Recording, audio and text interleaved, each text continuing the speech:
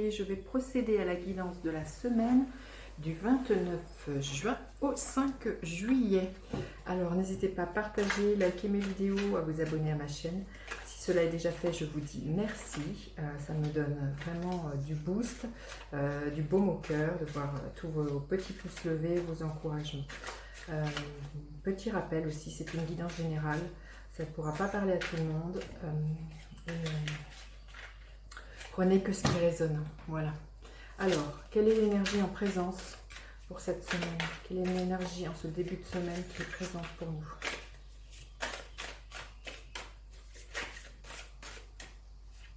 Quel est le défi de cette semaine? Quel est le défi?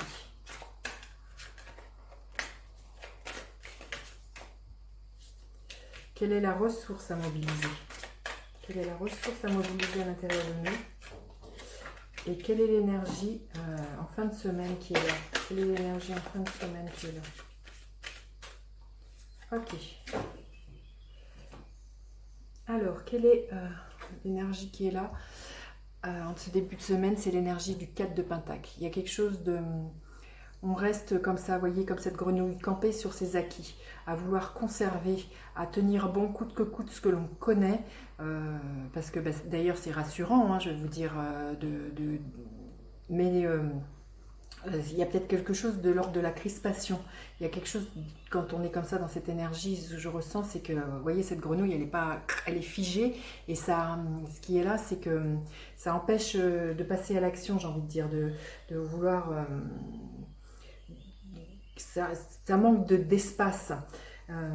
Donc c'est sûr qu'il y a une stabilité qui est là, qui est rassurante, qui permet de se sentir en sécurité. C'est ça que je ressens, voilà, la notion de se sentir en sécurité, mais il y a quelque chose qui est figé, il y a quelque chose qui ne bouge pas en ce début de semaine.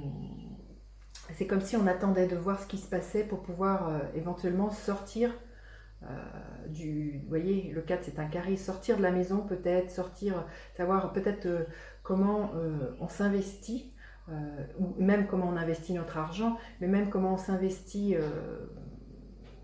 relationnellement, amoureusement peut-être, ou professionnellement. Il y a quelque chose qui est figé en ce début de semaine. Alors, quel est le défi de cette semaine? Le défi... c'est l'énergie de la reine de bâton. Bah, vous voyez, le défi, ça serait de contacter ce feu qui nous ferait sortir de ce carcan comme ça, et qui nous ferait pétiller.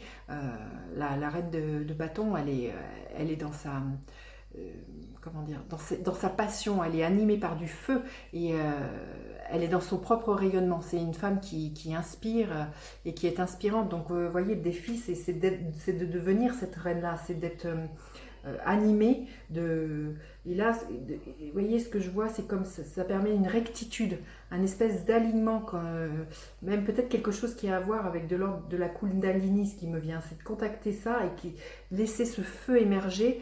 Et c'est comme si on le retenait, vous voyez, ici, et que tout, comme je vous dis, tout est figé. Donc il y a vraiment le défi à laisser circuler l'énergie déjà à l'intérieur de nous, l'énergie de créativité, l'énergie de se dire ok, je peux comment dire, être le créateur, l'artiste de ma vie, et en faire ce que j'ai envie de faire, c'est et d'écouter ce feu sacré, donc et de ne pas l'étouffer, vous voyez. C'est vraiment ça le défi, pas étouffer sa créativité, pas étouffer son leadership. Alors la ressource à mobiliser cette semaine, c'est l'énergie du 3 d'épée. Donc ça nous parle de notre mental. La ressource à mobiliser, c'est peut-être de couper court justement à certaines blessures, peut-être justement en lien à... Là, si on ne bouge pas, c'est peut-être parce qu'à un moment donné, peut-être on a eu la sensation d'avoir peur de manquer.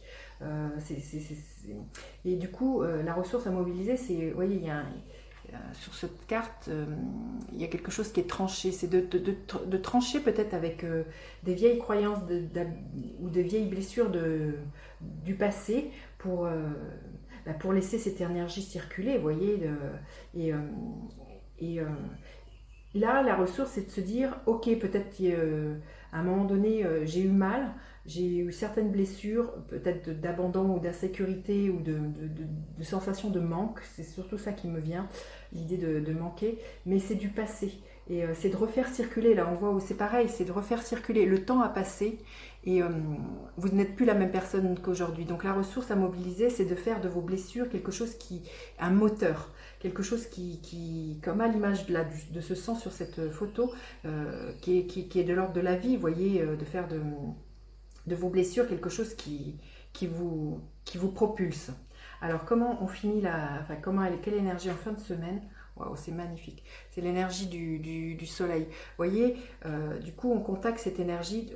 Il y a quelque chose qui se libère en coupant avec ces blessures du passé. Il y a quelque chose qui se libère. Et entre autres, le soleil, c'est votre propre pouvoir, votre propre rayonnement, qu'à un moment donné, justement, le défi qu'on a, c'est de laisser circuler ce leadership et ce feu à l'intérieur de nous. Et en fin de semaine, c'est libéré. Le soleil aussi nous parle aussi de notre enfant intérieur. Il y a vraiment quelque chose de l'ordre de la joie à la fin de la semaine.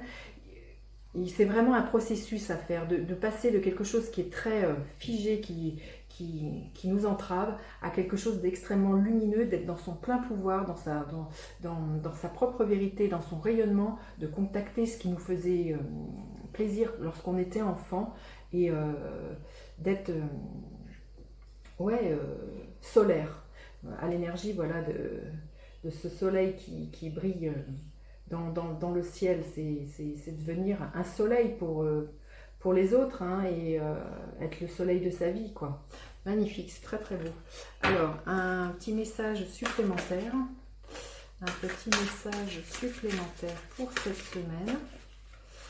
Bon, voilà, il y a vraiment un processus à laisser, à accepter de laisser émerger ce feu qui est là, et d'être dans son plein pouvoir, son plein potentiel, d'accepter ce qui me vient, c'est aussi d'accepter sa propre lumière, d'accepter dans son propre rayonnement.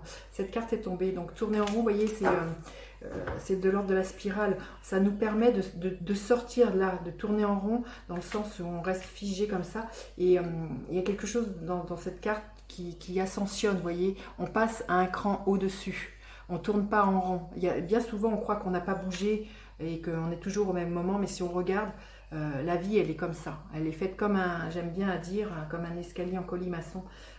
Même si on a l'impression d'être en cercle, tourné en boucle, on n'est jamais sur le même degré. Il y a l'histoire d'une spirale qui est là. Donc, d'accepter de sortir de sa zone de confort, de contacter cette créativité, nous permet de sortir de cet enfermement. Voilà. Alors, quel est le gardien de la lumière qui est là cette semaine? Quel est le gardien de la lumière? Quel est le gardien de la lumière? C'est celui-là. Ok. Alors, Radha. Flamme de l'âme. Vous voyez, ça me fait vraiment penser à l'énergie du soleil, la flamme. Redécouvrez une part de vous-même disparue, expérimentez l'harmonie et la guérison des relations. Vous voyez, la part de vous qui avait peut-être disparu, quand je vous disais tout à l'heure que le soleil est très en lien avec l'histoire de l'enfant intérieur, c'est de recontacter votre joie, vos rêves d'enfant, vos passions, et c'est ce qui va permettre de guérir de vos blessures, vous voyez, et la relation du coup avec les autres va s'en trouver transformée, et il y aura beaucoup plus d'harmonie et de soleil et de paix. Voilà, écoutez, c'est une très très belle semaine qui vraiment, je pense qu'il y a vraiment un grand processus alchimique là qui se passe. Laissez-moi des petits commentaires pour me dire comment ça résonne pour vous, et puis n'hésitez pas à partager, liker, à vous abonner à ma chaîne. Je vous dis à bientôt pour d'autres guidances. Bye bye les enchanteurs.